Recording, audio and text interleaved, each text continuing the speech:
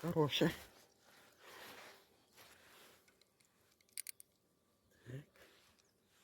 Подсак у меня есть, так что можно спокойно. Зашел все-таки сюда. Буйный такой. Понятно пока, что за рыба. Больше на леща похоже. Если дернет. Ого, какой у меня сильный, ребят.